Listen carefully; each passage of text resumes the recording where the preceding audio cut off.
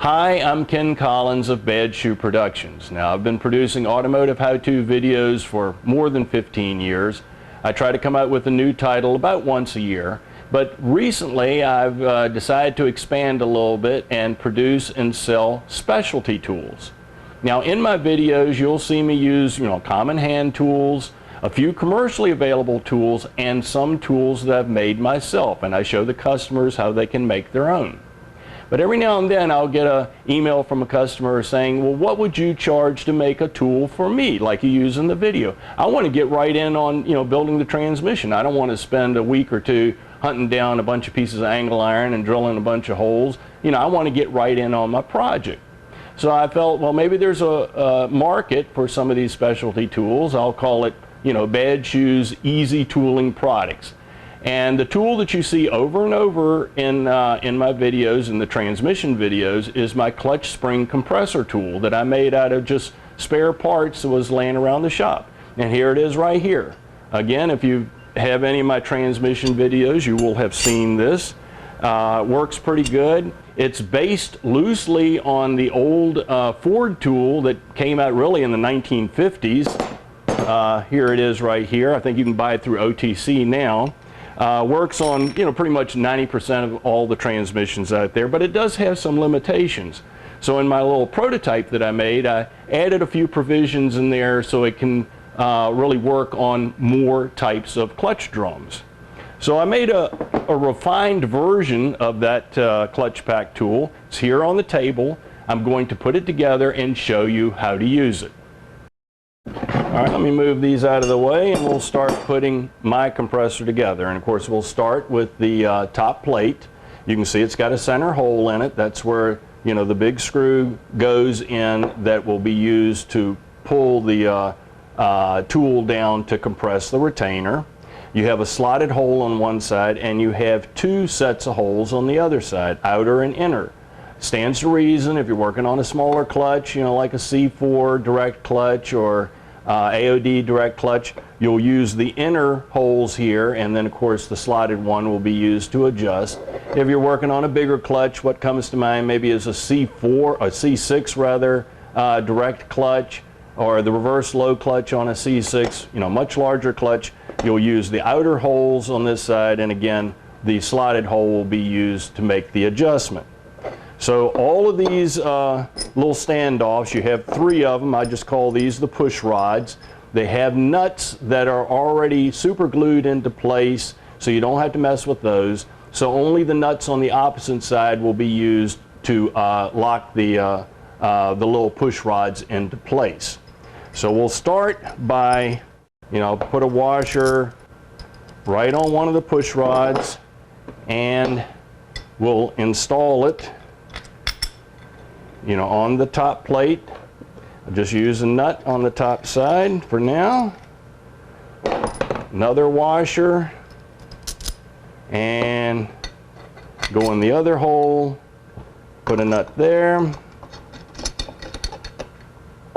The third push rod, put a washer, go through the slotted hole, and I'll also put a washer on the top side, and then the nut.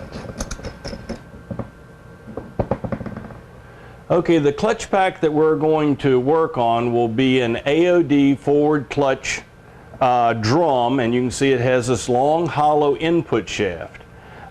So the first thing we want to do is I want to see where I need to adjust the third push rod by just kind of laying it right on to the retainer and see about where it needs to go. And I think I have it pretty much where I want it right now. So now I'll tighten up these jam nuts by using two 9/16 end wrenches.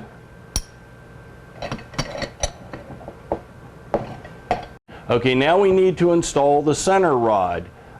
Your clutch tool that you buy may or may not have a slotted hole here. If it does have a slotted hole, you will find that 9 out of 10 clutch packs that you work on, the rod needs to be mounted so it's biased toward that long slotted hole right there. So I'll lay it down in the hole and kind of bias it toward the long slot. you know, put a washer on it, put a nut on it, and tighten the nut down. Okay, the one exception to that slotted hole is the direct clutch on the AOD and 4R70Ws. On those, the center rod probably needs to go away from the long slotted hole.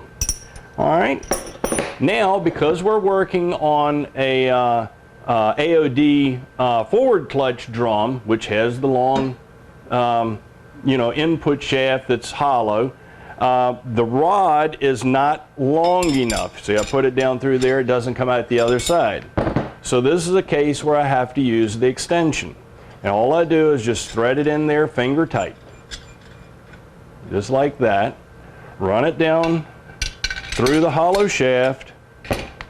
Put the nut and washer on the back side of it.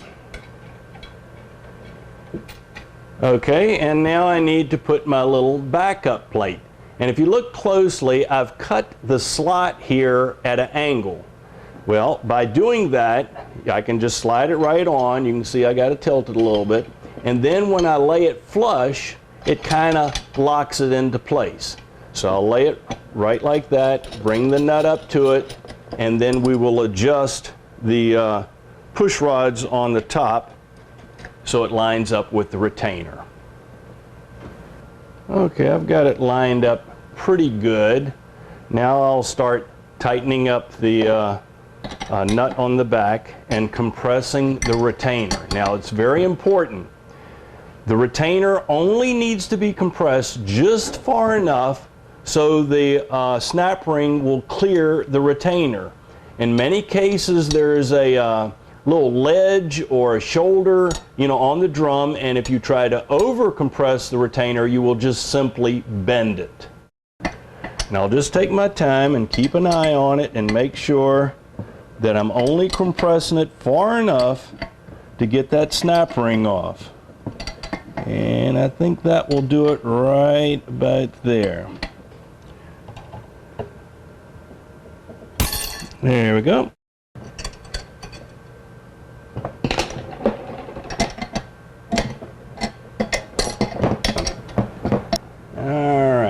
Just about got it. Take the backup plate off.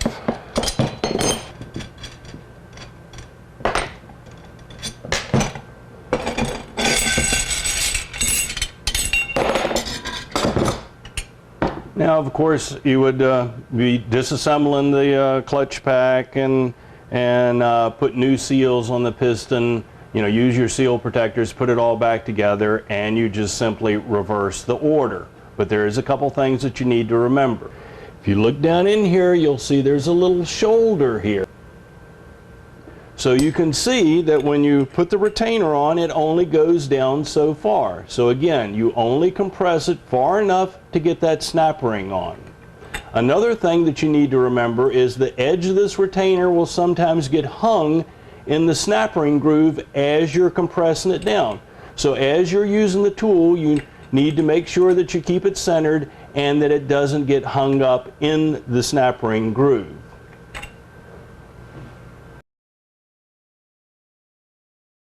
And I think that's it.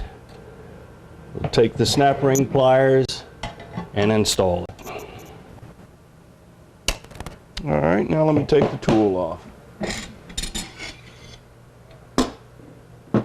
All right, let's look down in there. All right, you can see the snap ring gap right there. Always make sure that the gap is between any tabs the retainer may have, like this one right here. Okay, pretty much all your other clutch packs will be disassembled the same way.